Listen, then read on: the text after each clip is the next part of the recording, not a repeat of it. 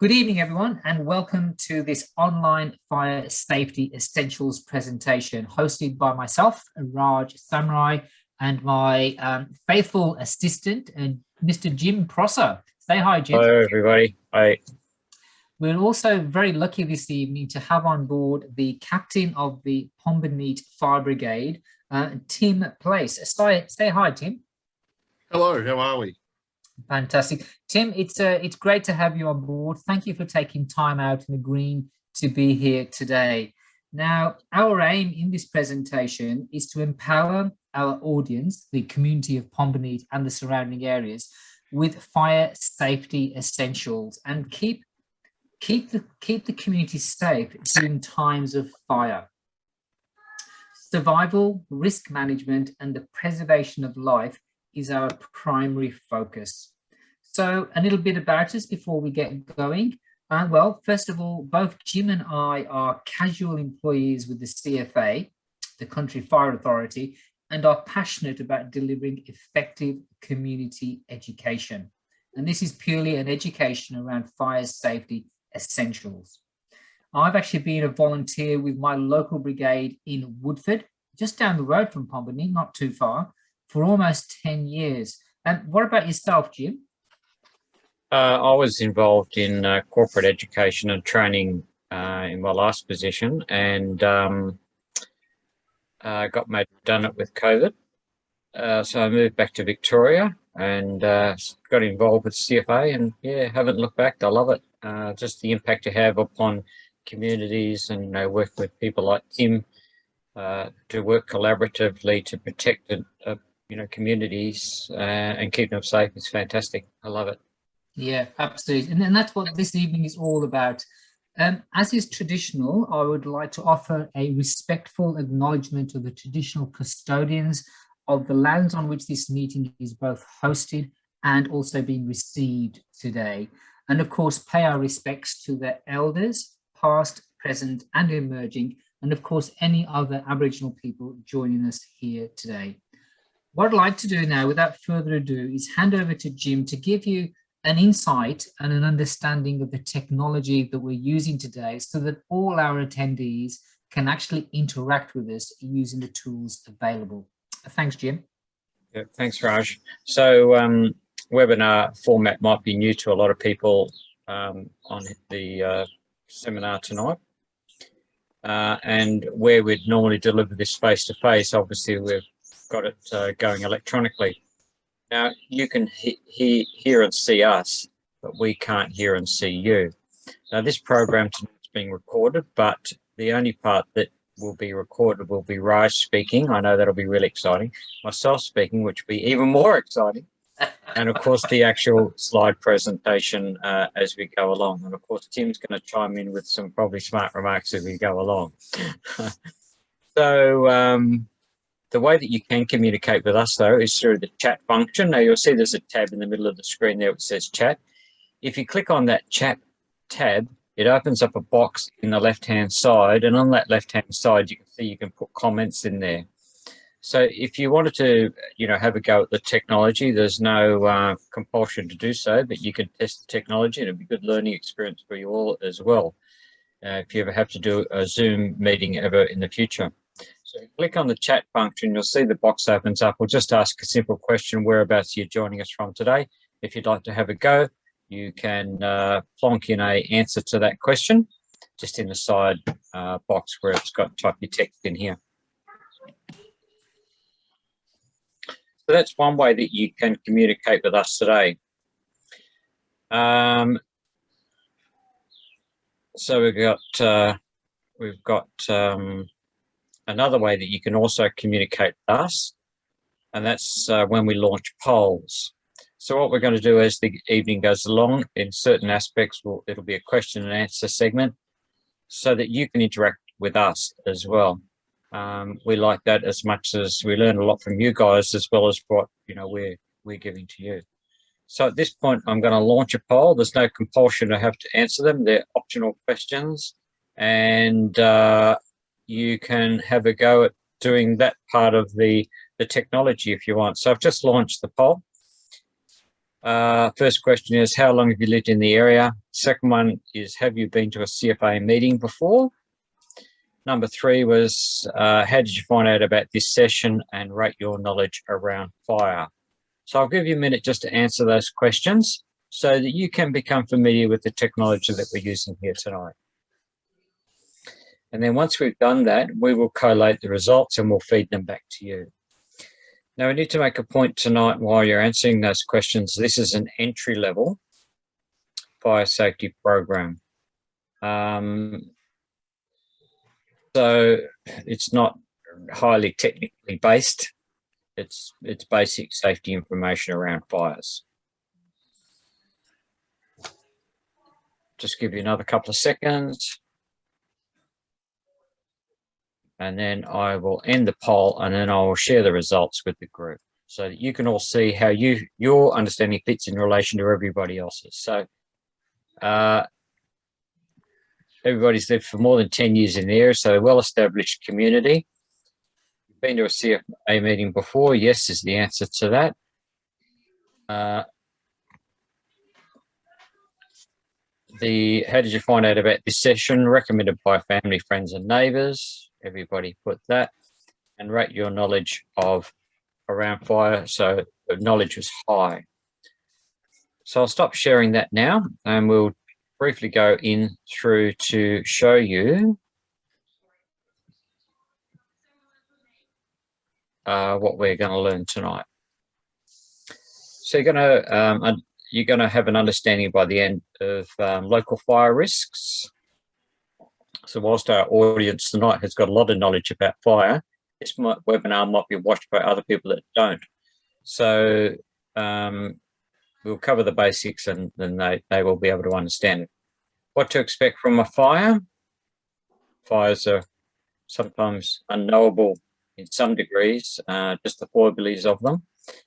How do you know if there is a fire? That might sound like an obvious question, but we need to keep abreast of it, because the decisions we make, the earlier we've got the knowledge, the better decisions we can make, which is the next point, decision making and surviving if all your plans fail and you get caught out.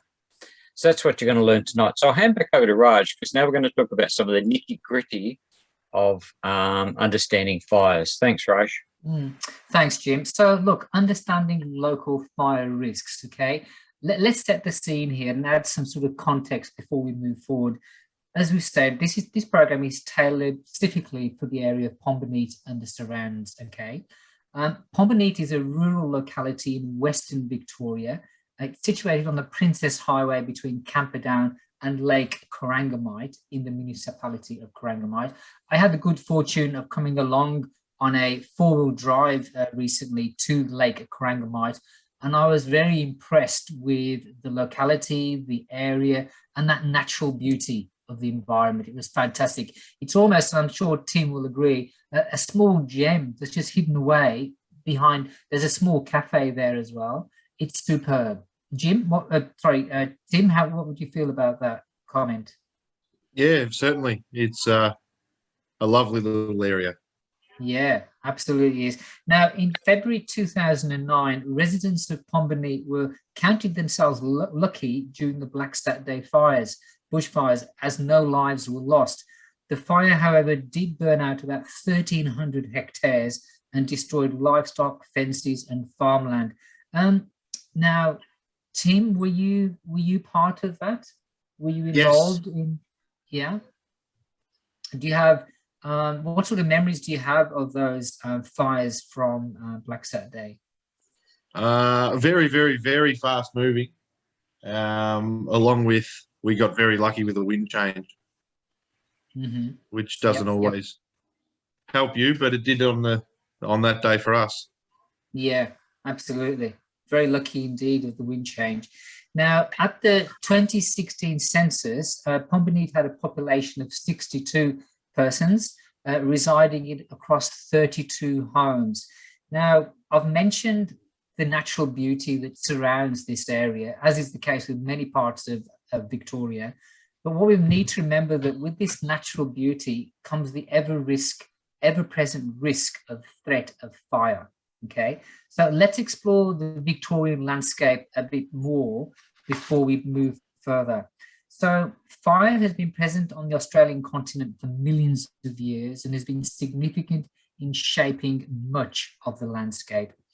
Many fires were started by lightning. Aboriginal people used fire for many thousands of years to care for country. The fires were a tool that encouraged the growth and extent of grasslands. The fires also served to enhance hunting, reduce levels of fuel, and we'll talk a lot about that shortly as we go along. It also served to keep vegetation from becoming dense and hard to walk through. Bushfire record keeping only really started in earnest around about 1851. Now, the slide that you're looking at the moment shows the range of landscapes that we have throughout Victoria. We have all the usual suspects. There's grassland, there's bushland, mountainous forested areas, and of course, farmland. Now, Victoria is one of the most bushfire-prone parts of the world. We often see lots of coverage about California and the US, but we are no different in our makeup, particularly the topography of our part of the world.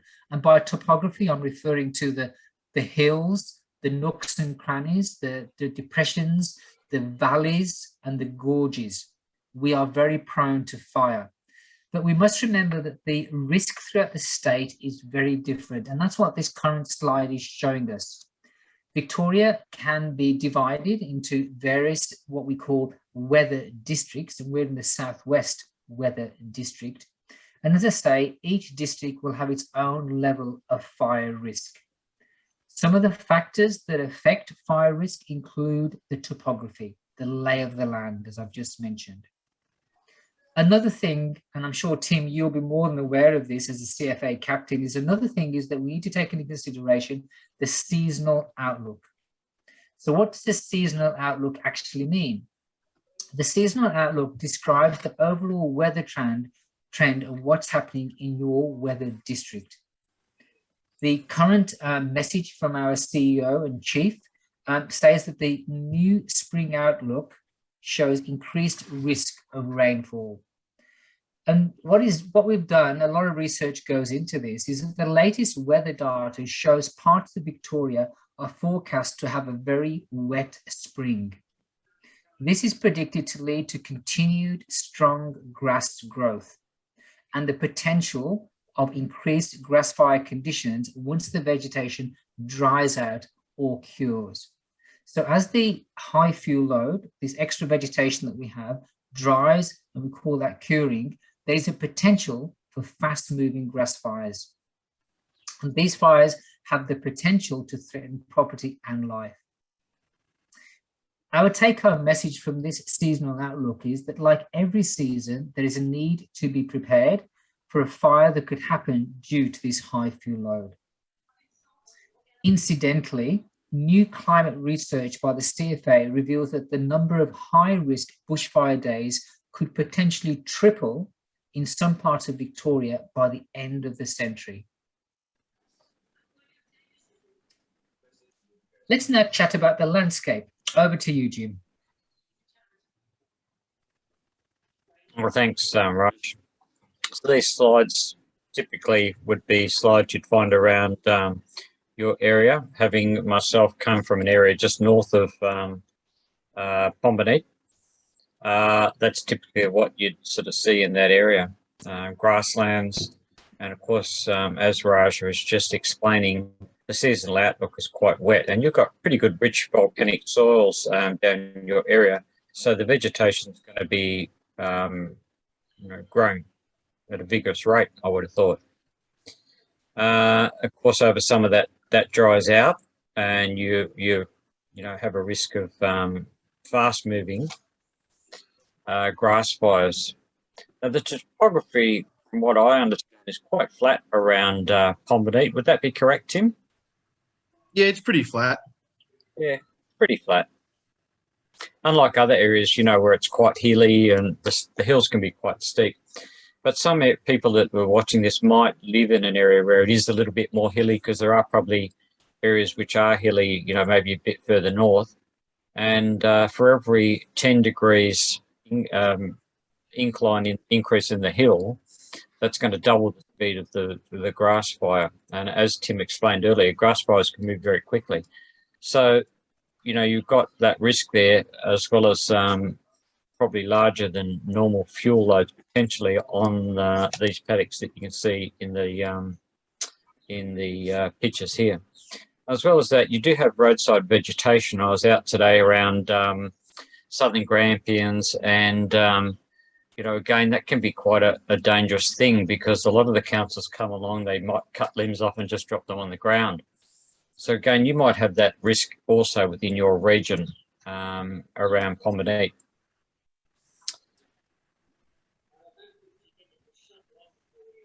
So I think that pretty much summarises the vegetation around your area. What about the local risks? Again, you've got a slide on the screen. I think this pretty much summarises what the risks would be.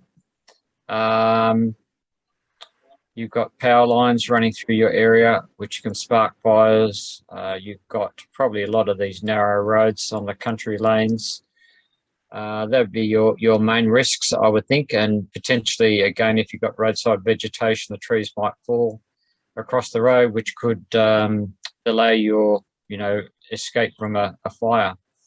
I would think that they are probably the main risks. Would that be right, Tim? Yeah, definitely. Yep. So there's probably not much else to say in terms of local risks. I think we've pretty much summed it up.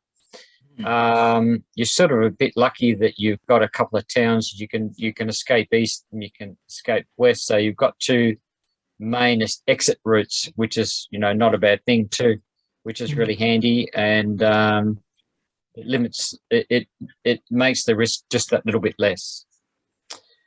All right, so now Raj is going to talk about local conditions. Raj? Absolutely. So when we look at the work of Tim and his hard-working brigade, we can't underestimate just how hard they have to work under the circumstances. I think they've got about 45 members who have at their disposal one tanker and one slip-on. But the interesting thing that we need to remember here is that they have to service a population of 62 people across 32 dwellings that may be spread over a large area, a relatively flat, large area. So we often, and this example probably isn't that bad, but in some cases, the sums just don't add up. We have an under-resourced brigade that needs to work extra hard to be at your property in the event of a bad fire day. Now, we often pose a very rhetorical question here and ask our audience to think, well, how realistic would it be to expect a tanker and a crew, of which there is only one, to be at your property, at your business, at your farm on a bad fire day? Especially when you have to take into consideration that the tanker may also be required in other areas. It might be called out to a neighboring town, or there may be an incident somewhere else. Now, Tim, can you offer some comment here about how effective you think your brigade would be on a bad fire day to look after the community of Pomborneit? Wonderful until the fire started.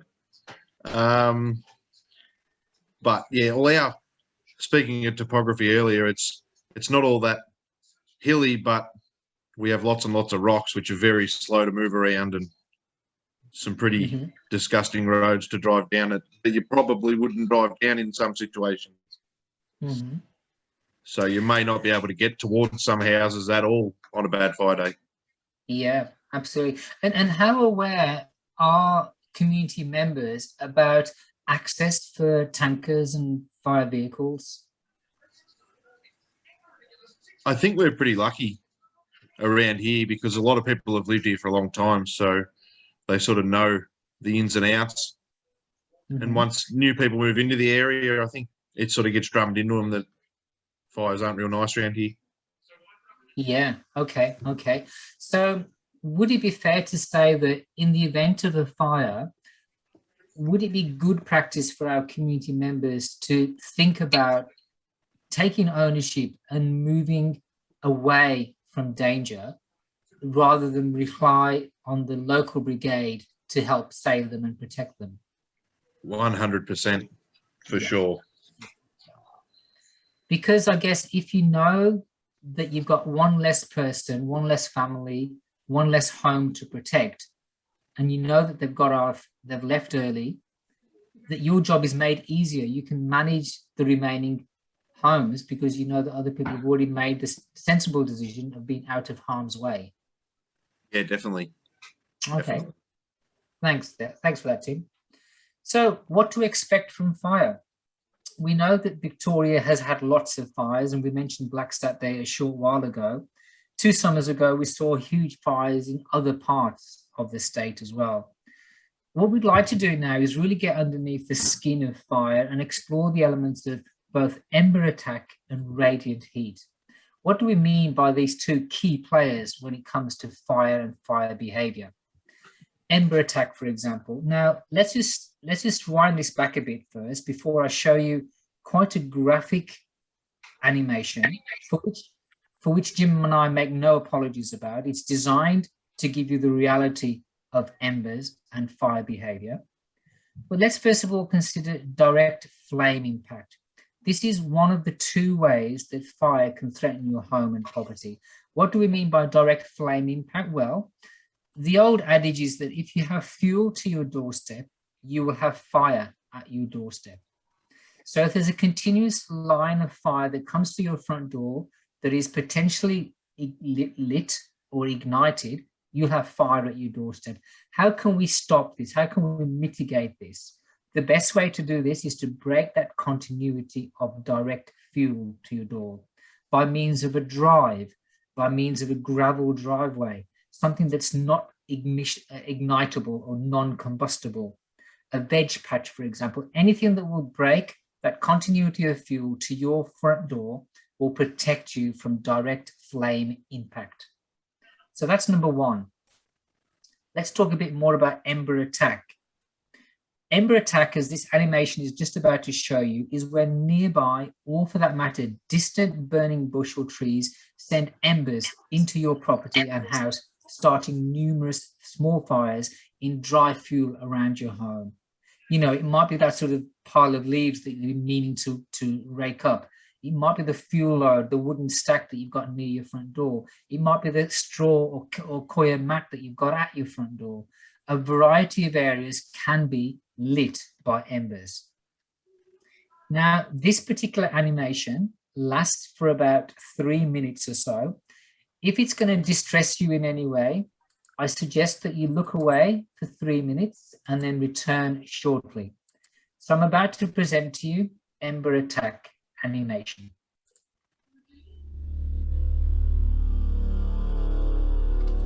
During a bushfire, embers will reach your home long before the flames do. Ember attacks are the most common way that houses catch fire. Embers are burning leaves, twigs, and pieces of bark. They help the bushfire spread by starting spot fires ahead of the main fire front. Short-distance ember attacks happen when leaves and small pieces of bark are blown from burning trees. The intense shower of sparks that forms fills the air with hot, burning embers, which will land on nearby vegetation and properties. The hot embers can easily land and get into your clothes and burn your skin, eyes, and airways. Small fires will start all around you and quickly become uncontrollable.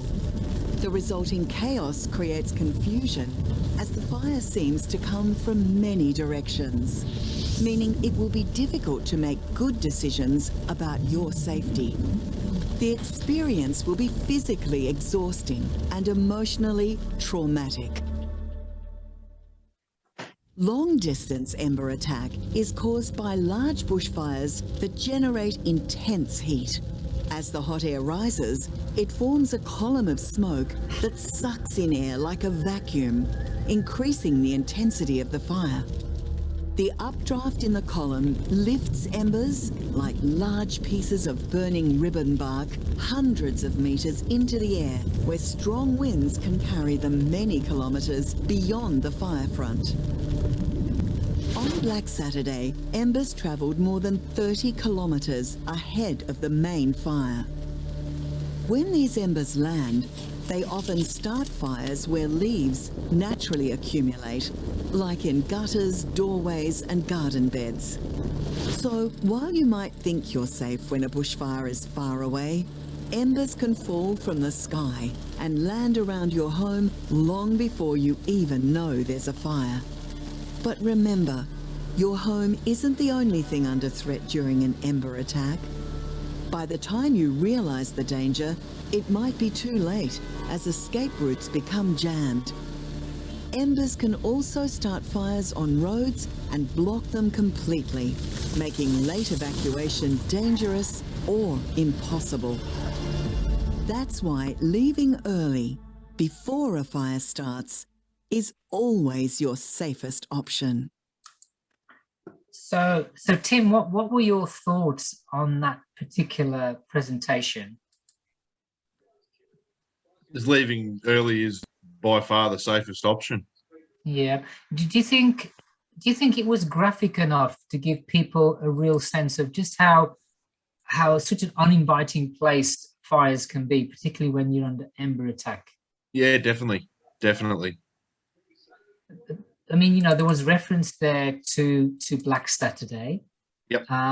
With the embers, some 30 kilometers ahead of the fire front.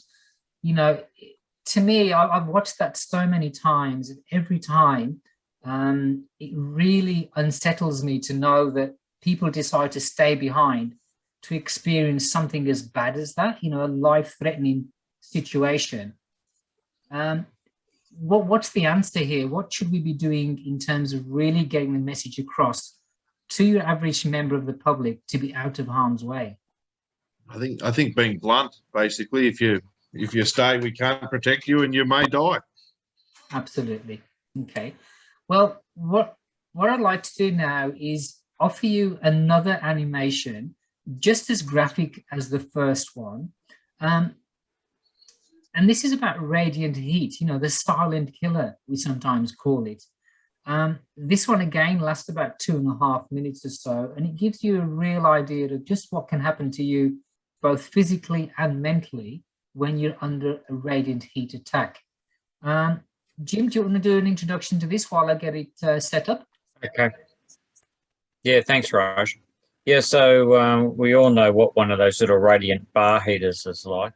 And, typically they give out about 1 kilowatt of heat per square metre. Fire front, like you're going to see in the clip today, as you'll see from the technical information that's given, it can be tens of thousands times of kilowatts per square metre. So it's extremely dangerous.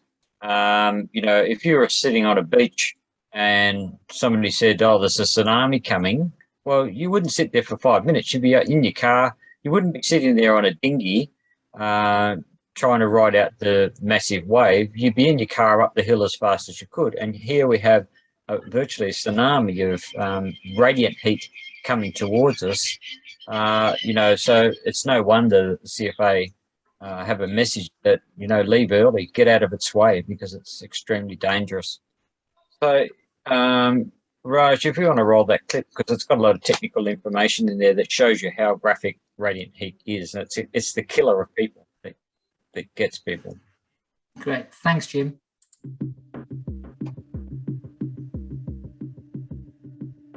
Victoria is one of the most bushfire-prone parts of the world. Every summer, bushfires threaten properties and lives. But did you know it's not the flames that kill most bushfire victims? No, it's the radiant heat. Most victims die from the effects of radiant heat long before they're reached by the flames. Radiant heat is what you feel when you sit next to a campfire. If a campfire heats up to 2 kilowatts per square metre, you'll feel that it's too hot and will want to move back from the fire. If you don't, this amount of radiant heat is enough to cause burns and blisters in as little as 40 seconds. At 12 kilowatts, it can cause some materials like dry timber to ignite. A bushfire can reach 100 kilowatts, and the effects can be truly catastrophic. For humans, radiant heat can cause burns from 100 meters away and cause a dangerous increase in body temperature. Radiant heat can cause the rapid onset of heat stroke. Heat stroke damages your brain, meaning you won't be able to concentrate to make good decisions as the fire arrives. Other impacts include severe damage of internal organs and death. There are some things you can do if you're caught in a fire. Cover your skin with long-sleeved natural fibre clothing, like wool. It's also useful to know that radiant heat only travels in straight lines and can't bend around corners. So, sheltering behind or inside solid structures may help protect you. But be aware, radiant heat will travel straight through glass. The best defense against radiant heat is a simple one. If you're not anywhere near a bushfire, its radiant heat can't hurt you. Leaving early is always your safest option. Thanks, Raj. So I think that's the key message there in terms of a debrief. Leaving early is always your safest option. You've learned about the dangers there of radiant heat. It's the killer of people. Simple as that.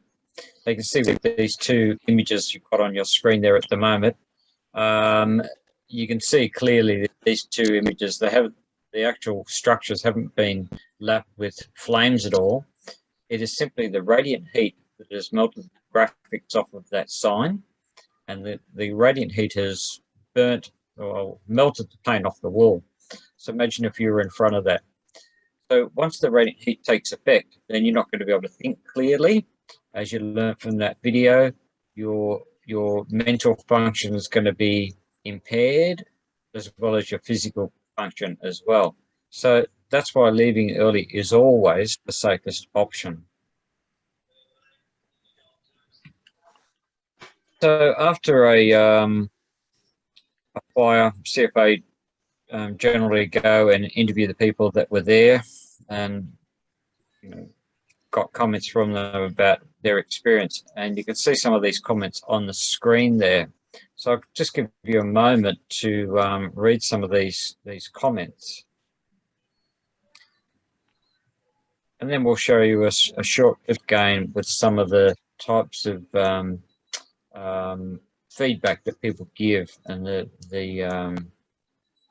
trauma that it can create.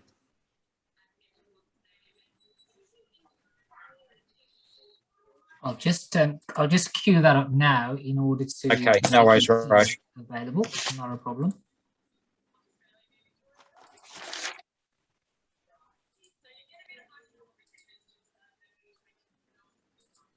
So this is a bit of animation that we'd like to share with you, Tim. It's called "I'll Never Do That Again."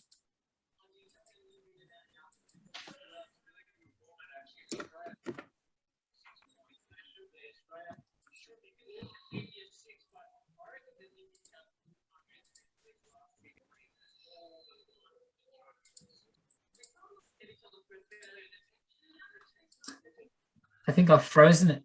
Did you? I think I froze for a second there, but I'll go back again now into it.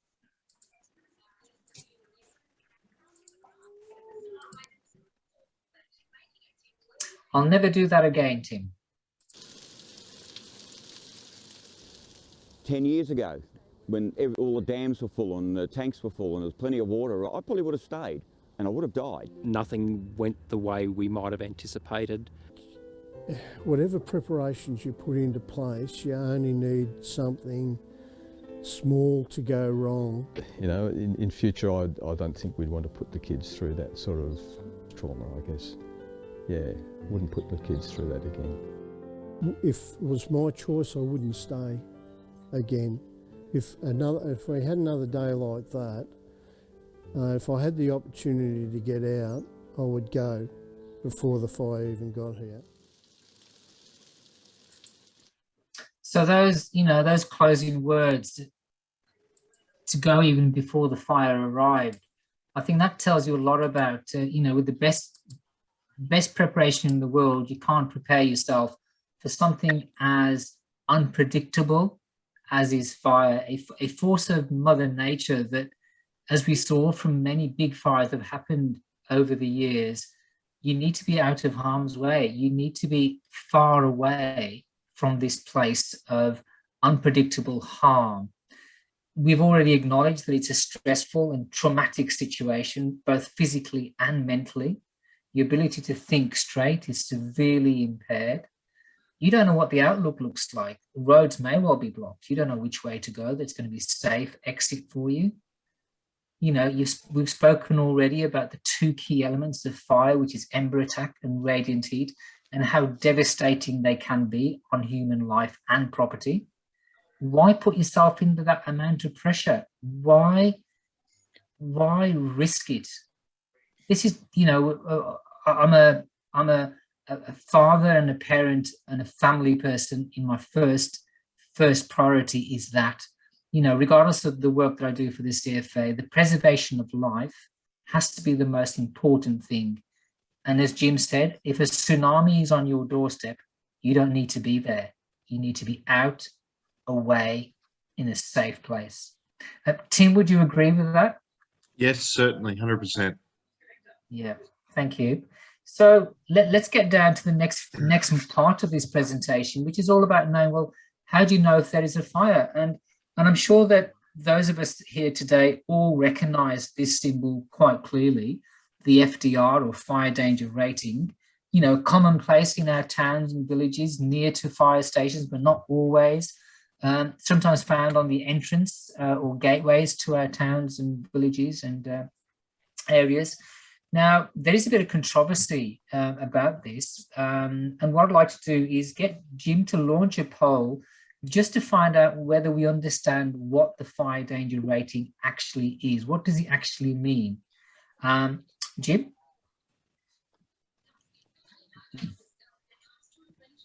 Yep, no worries. I think I've launched it, Raj, unless I've lost yeah. connection again. Oh, there you go. Oh, sorry. Yep. We've got it now. Now, we often see this sign. My connection's not very good where I am. Okay. We often see this sign on TV or on the social media as well. And as I said, the side of the road.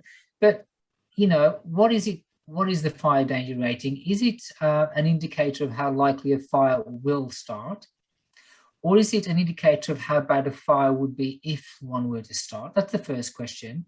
The second and third question in this poll asks you, does anyone know how many code red days have happened in your region in the last 5 years? And we'll talk about code red very shortly. And the third question is, does anyone know how many extreme days have happened in your region in the last 5 years? Again, we'll talk about extreme very shortly. So have a go at this. I know, Tim, you're the only one on board this evening, but if you want to have a go, feel free. If not, we can go through the answers. Trying to rack me brain. Oh, that's okay. Look, the answer to well, look, this is learning for everyone. So the answer to the first one, the FDR is actually option 2, which is an indicator of how bad a fire would be if one was to start. What's that? That's what an FDR is. There's been 0 code red days in the Pomborneit area in the last 5 years, and there's been 2 extreme days in your locality in the last 5 years. Okay, so we'll end that poll there. And I'll cross out that. What I'd like to do now is just for the purposes of those that may be listening to this presentation at a later date, the main take-home message from the FDR is that it doesn't have to be a severe, extreme, or a code red day for it to be a bad fire day. You can actually have a bad fire day in the high or very high part of the FDR. if the conditions are right. So let's explore the conditions a bit more. What do we mean by severe, extreme, and code red? On a severe day, expect hot, dry, and possibly windy conditions. If a fire starts and takes hold on a severe day, it will actually be uncontrollable. Extreme. Expect extremely hot, dry, and windy conditions. If a fire starts and takes hold, it will most definitely be uncontrollable. It'll also be unpredictable and more than likely fast moving because of the wind. And don't forget, the wind plays a huge part in the direction of fire. As we mentioned with the Black Saturday fire and the wind change, that helped protect the community. On an extreme day, you might also find spot fires, as we saw in the Ember attack animation. Spot fires will start ahead of the fire front. They'll move quickly and they'll come from many different directions. Code red. This is the extreme right of that spectrum. These are the worst conditions for a bush or a grass fire. Our Australian homes are definitely not designed or constructed to withstand fires under these conditions. Clearly, the safest place to be is away from this high-risk bushfire area.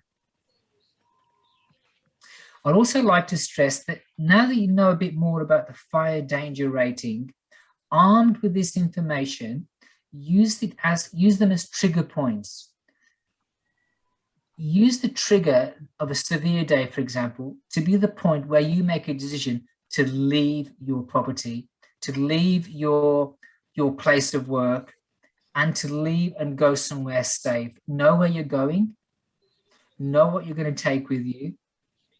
And if it's such that you can't leave, what's your plan? And these are the early seeds that I like to plant around having a fire plan. Know what your triggers are.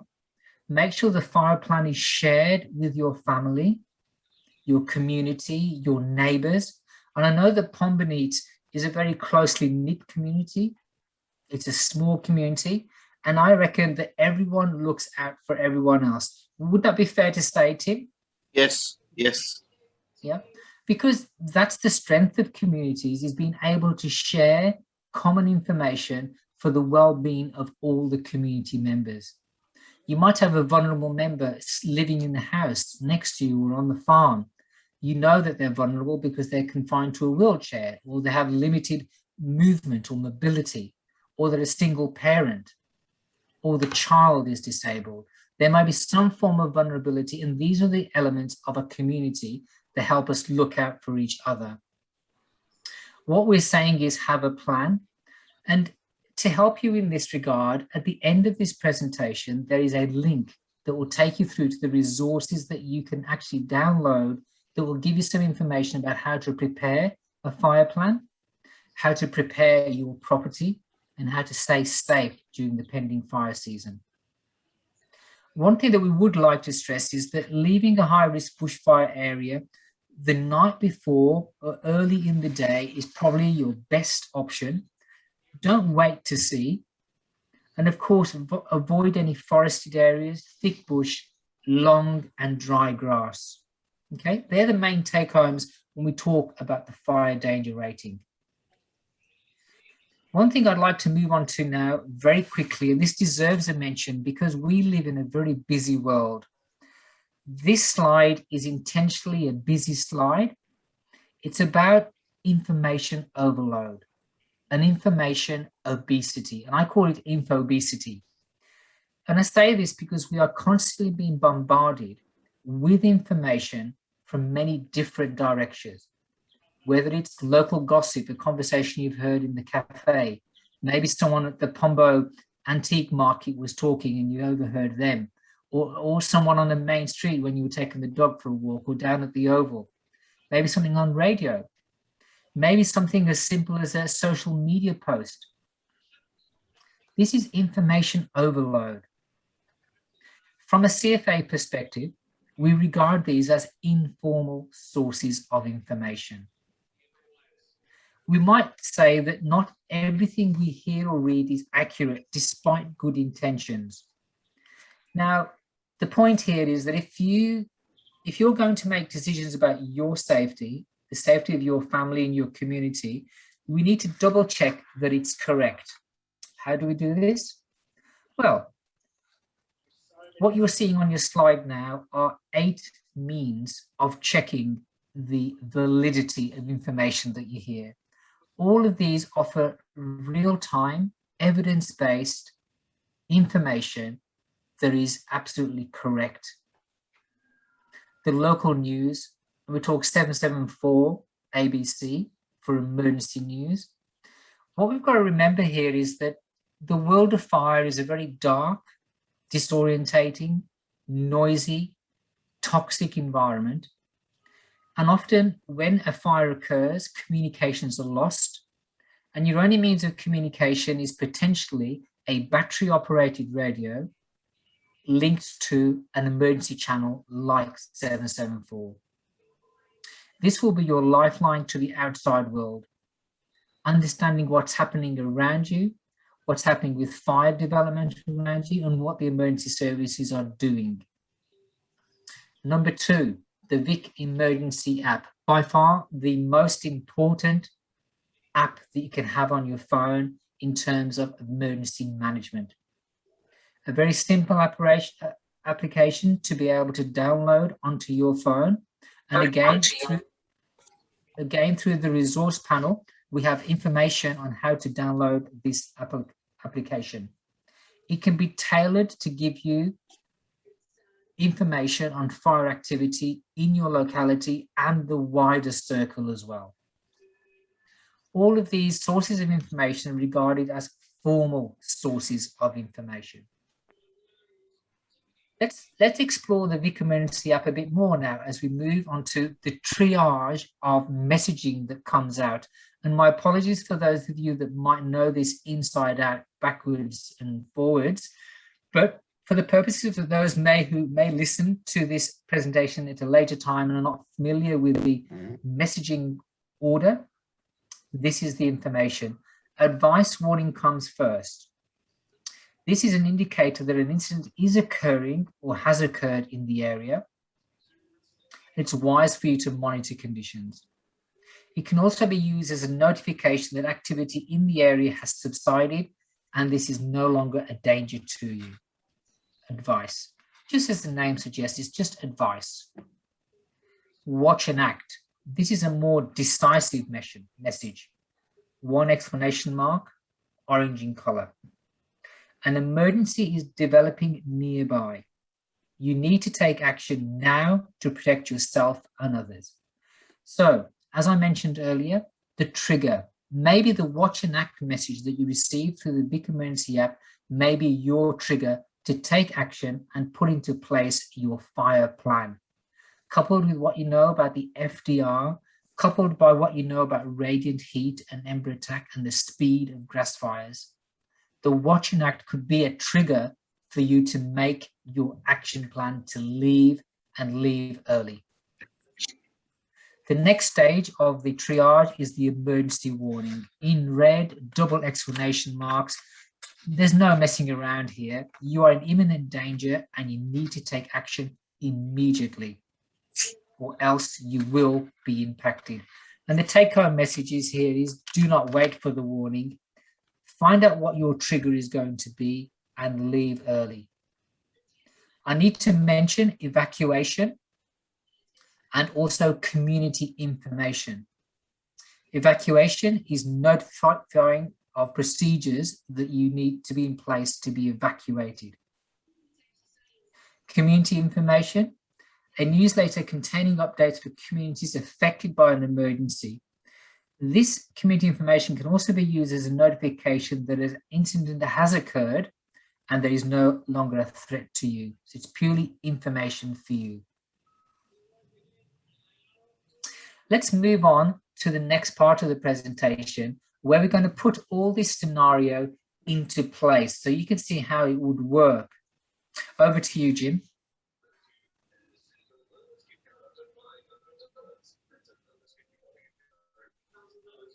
So you can see there's a triage of warnings.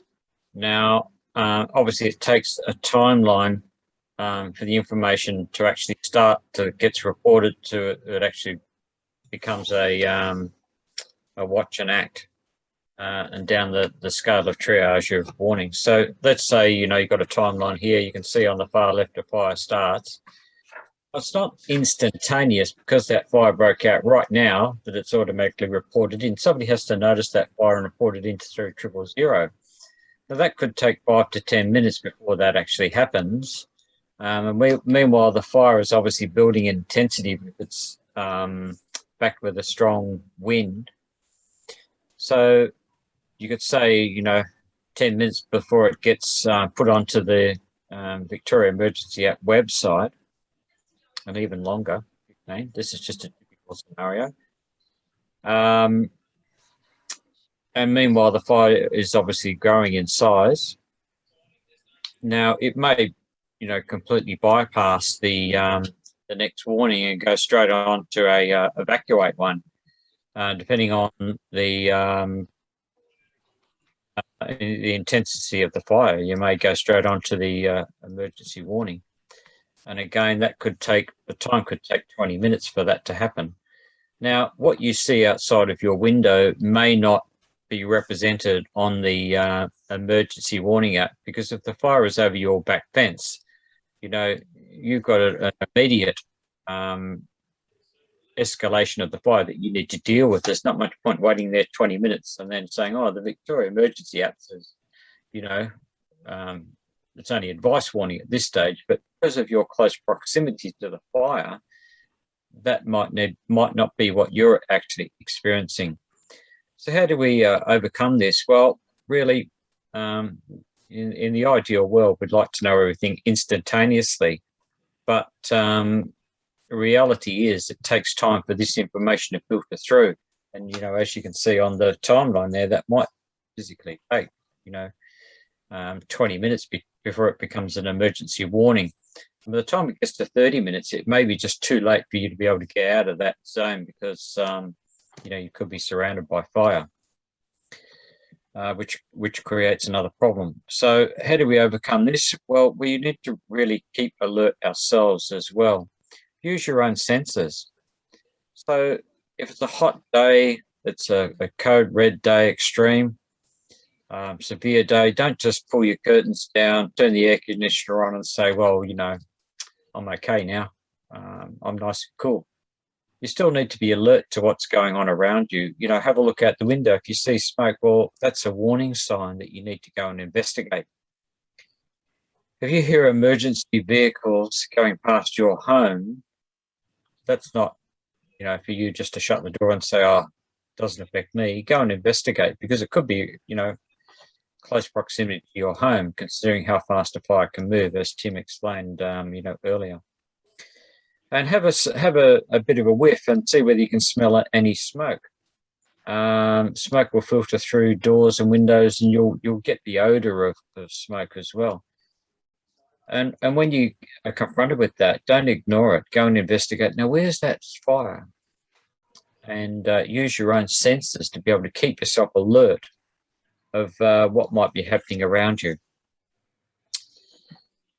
So now we're going to look at a scenario in a second. So now you've got you know, you need planning and you need to action on decision making. Now, the decisions that you make now can be life-saving. So we've talked about all the risks in your area. We've talked about how a fire is going to react. We've talked about a lot of the aspects of fire. So now your decision making is crucial. So let's have a look at just one scenario to put it into real life example situation that you may be confronted with. You can see on the slide there, it tells you that it's an extreme day in the top left-hand corner there. So it's one of those days we all know about. It's 8 o'clock in the morning and you're heading off to work, we'll say, to camp down. And you're driving to work and you can see that there's a strong wind because those trees are being buffeted around. They might be blowing leaves off onto the road, some of the small twigs. You can feel the heat through the glass as you're driving along to work. And finally, you get to work. You know, during the morning, you hear some of the other staff members saying, "Oh, there's a fire around Pomborneit." I think what I might do is jump in the car. It's in my area. You've checked on your Victoria Emergency App. Yeah, it's in my area. I'll head home and check it out. So you jump in your car and you start to head back to your home. Now, when you get halfway back to your home, you find that there's a roadblock there. The police have blocked the road, and they're only letting emergency vehicles through because there is maybe a tree across the road. There's fires in close proximity. So, of course, they're only going to let emergency vehicles through. So now you're confronted with a situation, aren't you? You can't go back there. You'll need to find somewhere else to go. So now you're left in a scenario that you're not prepared for, potentially, and it's too dangerous to go back. Now, how could that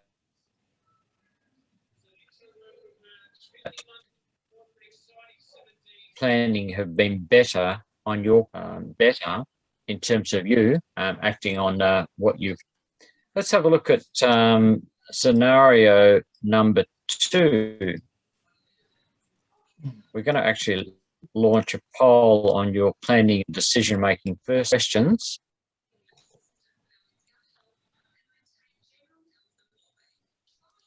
Right, so where would you have been on the average Wednesday in summer? Question number 1. So we're now trying to put this information back into real life scenarios. Question number 2, thinking about last summer, would you have been prepared to spend a few nights away from home in an emergency situation like this? And number 3, last summer, did you have an emergency kit packed with some of your clothes, important documents, photos, medicines, etc.? I'll give you a moment just to answer those questions.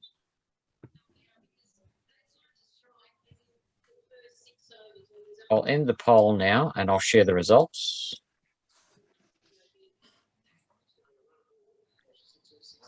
So everybody who's at work, thinking about last summer, would you have been prepared to spend a few nights away? Yes, everybody was. And lastly, last summer, did you have an emergency kit packed with some of your clothes, important documents, photos and medicines? And the answer was no from the audience. So you can see we could have planned that. If we knew of the circumstances, then we might have been able to change that so that we had a bag packed, and we might have had, you know, for some people that's life-saving because they might have medicines that they're relying upon. So I'll stop sharing the results now. And Roger's now going to take us through scenario number 2. Yeah, absolutely. Thanks for that, Jim. So look, as an old Cub Scout, preparation is the key. If we're prepared for any eventuality, it's a better outcome for us. Okay, let's just move on. So remember the scenario that we've just worked through with Jim. We're going to go same scenario, same day, but slightly different dynamics. This time, when you jump on the Vic Emergency App this time, you can see that the fire is still a while away. You can see that small yellow shaded area on your phone doesn't quite reach your house. So you think, I've got time. I've got enough time to run home and grab some important stuff. So you drive home, and as you get out of your car in the driveway, you can smell smoke. It's still really hot and windy, typical of an extreme day. You check the app again, and you see the little yellow triangle on your screen. It's still an advice message, the first part of the Vic Emergency App triage, as we recall. So you still reckon, yes, I should have enough time. You frantically move around the house, grabbing your important things and start running them out to the car. Every now and then you check on your phone to see if you're being told to evacuate. Still nothing. You keep running backwards and forwards, in and out, in and out. You still have time, you think to yourself. You're running through that list in your head, all those important items that should have been pre-prepared. Photos, check. Passport, check. Birth certificate, check. Pets, check. This is actually taking a lot longer than you thought it would. Then you notice little patches of smoke coming from the garden bed and in that pile of leaves that you've been meaning to rake up. Embers, as we spoke about previously, have started falling near your home. You feel that surge of adrenaline pump through your body. You're out of time. What is the one thing that you could have done differently? What do you do now? You're surrounded by small spot fires, embers in the spouting in that pile of leaves. Where are you going to go? Can you still drive out of your street? Is there somewhere safe that you can go? Or do you stay at home? Do you grab the garden hose and try and put out those small fires? These are all decisions that you have to make, and that is without taking into consideration other people. What about those vulnerable members in your community? What about your immediate family members? Is young Joey at football practice? Is Sarah at ballet lessons? Are they at school? Is someone looking after them? Do you have someone that depends on you? Do you have horses, livestock? Have they been moved out of the area? What if a tree comes down in the wind and is now blocking the road, your only exit route? Now, we make no apologies for this, and it might feel that I'm actually bombarding you with lots of different questions, and it might be a lot to take in right now. You may not even consider an answer for this. Now, remember that this is without the stress of there being an actual fire happening. This is a hypothetical, a pretend situation, and yet we have so many questions that we need to address. Do we really need to put ourselves under this degree of stress and burden? I'd like to reinforce the main points here, which is it's now time to think ahead and make plans before the summer starts. And as I said to you before, the Vic Emergency App is by far one of the most important apps that you can have on your phone to stay safe during this fire period. There are plans to organise a bushfire planning workshop in the Pomborneit area, and that's something that I can relay information to Tim about at the end of this presentation.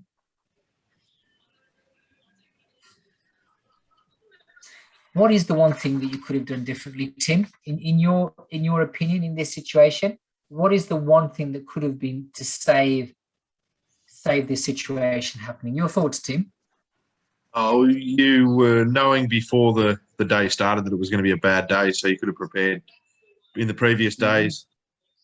Absolutely. If you wanted to take something with you then, wherever you were going to work or wherever you were going for the day, you could have prepared before the fire started. Yeah. And the same token, if you knew that it was going to be an extreme day, wouldn't that be a trigger in some people's minds to say, right, I'm going to be out of here. I don't want to be here on an extreme day. You know, we often, a lot of our audience members will say, oh yeah, look, the house is insured and it can be replaced, but our lives can't. You know, we often forget that sometimes when we think that we need to be around to protect our families. The best protection we can do for our families, in our opinion, is to be away from harm and away from the potential risk of danger. Thanks, Tim. So let's move on. Let's just, we're almost coming toward the end of this presentation. We thank you for your patience. Let's do a few comments about the dreaded COVID-19. Can I still leave early? Yes, you may leave a high-risk fire area on the day of a high fire danger. and you can travel for the purpose of preparing your property for the fire season. Now, some really interesting news came out today, actually, from the powers that be, that from Wednesday, the 6th of October, which was yesterday, property owners can now apply to their local council for permission to travel to another property to undertake fire and emergency preparedness activities. So you have to apply for a permission from the local council. And from the Monday, the 11th of October, so that's next Monday, property owners with approval from the local council will be able to travel to their properties to undertake permitted fire and emergency preparedness activities. And there's slightly different rules for those that live in Metro. Now, as is the case with coronavirus, if you are unwell or have symptoms, you need to isolate yourself from others, ensure you always wear a face covering, and get tested as soon as possible in the event of having to leave. So, moving on to the final section of our presentation, survival options if your plan fails. Over to you, Jim. So whilst we have the best, what we think are the best plans, you know, in place, sometimes they don't quite go to the way we want them to go. That's life, you know, we get caught out. If we all knew everything, then we'd never make a mistake.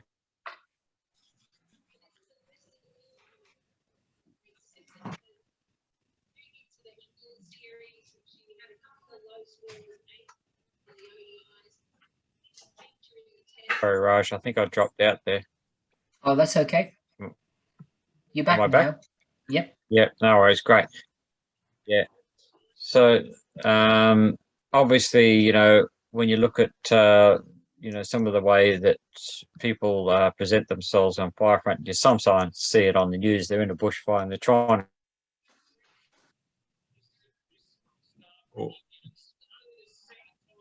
You just dropped out then, Jim.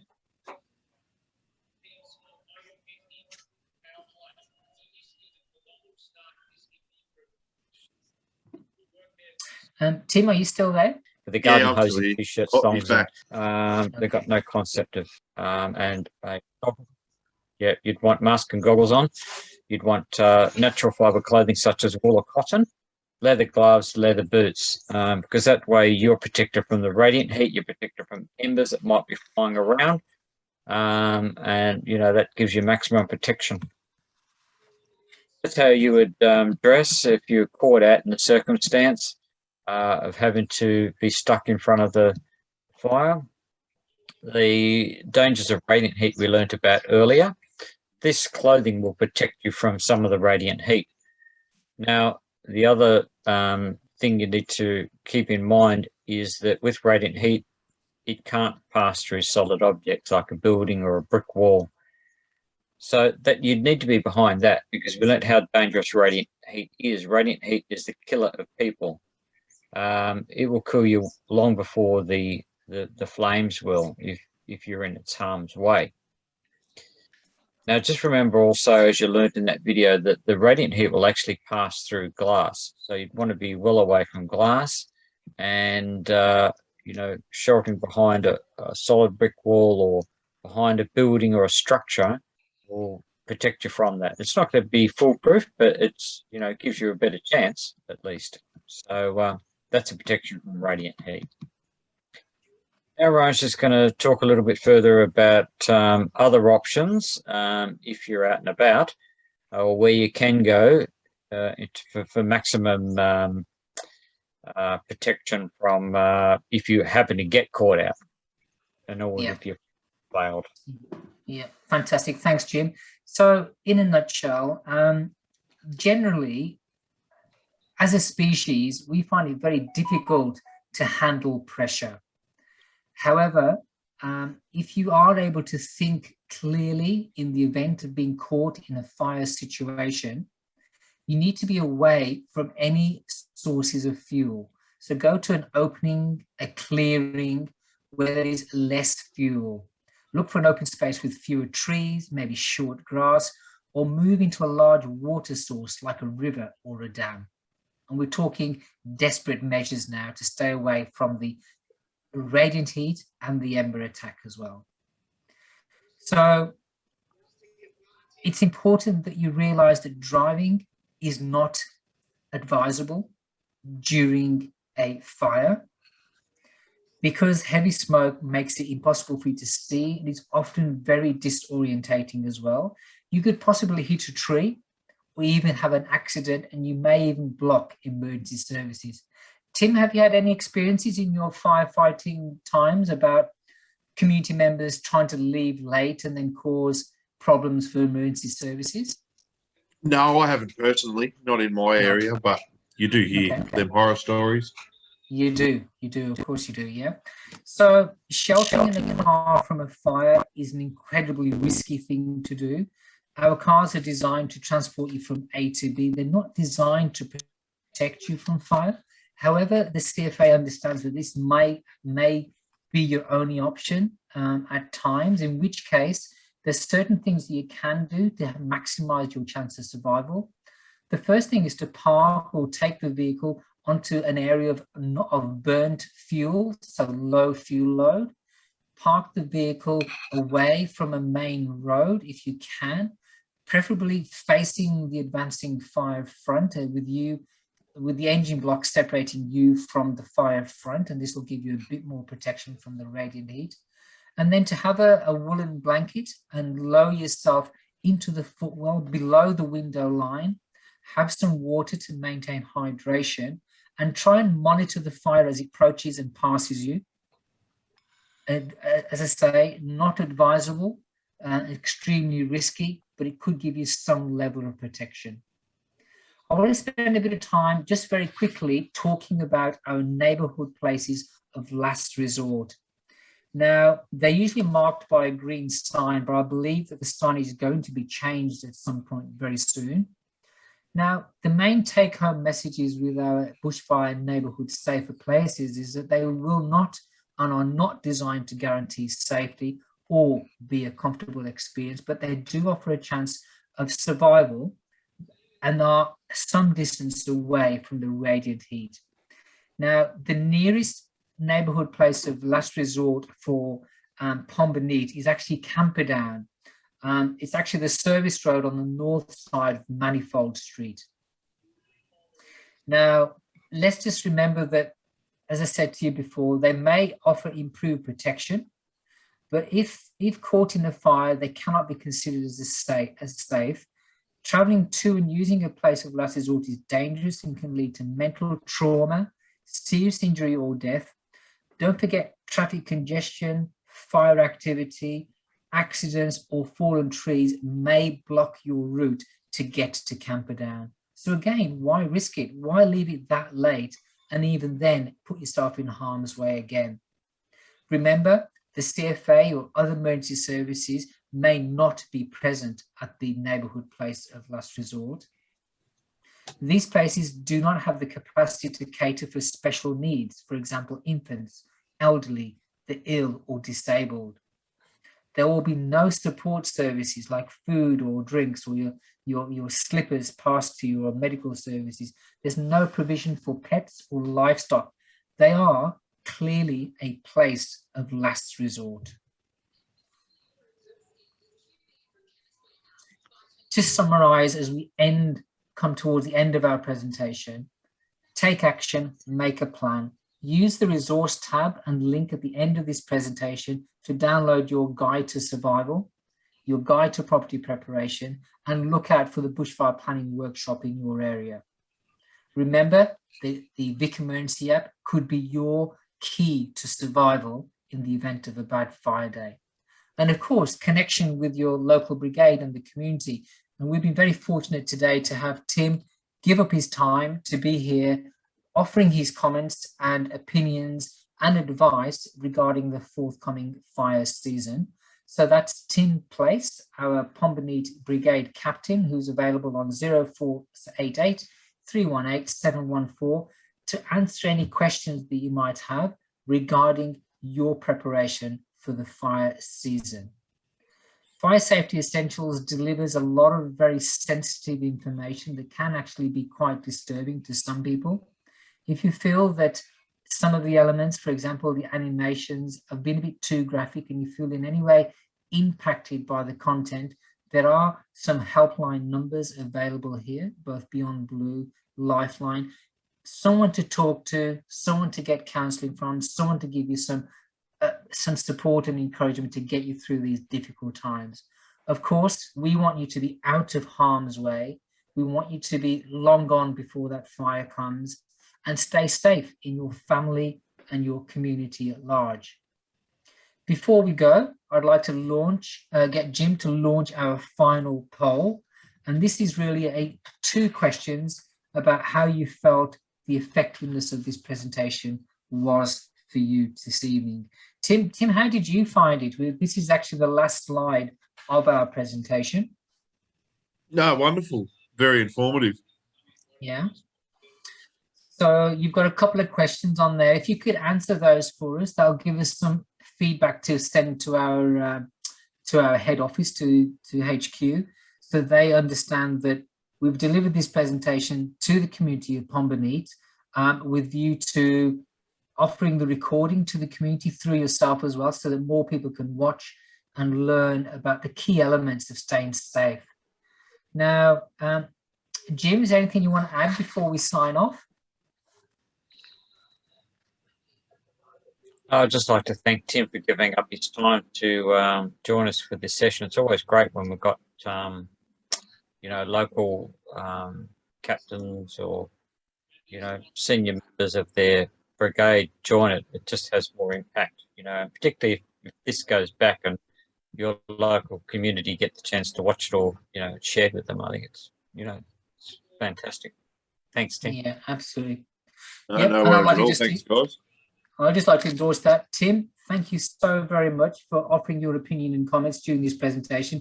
We do really appreciate it, and we hope that the Pomborneit community get a chance to hear this in the future to make life a bit safer and they're more informed about fire behaviour, because that's kind of what our job is to make sure that we can share our understanding of fire and to keep people safe. No worries at all. Thanks, Raj. Thanks, Jim. Thank you. Thanks, Jim. Pleasure. And thanks, Tim. It's been a pleasure talking to you both this evening.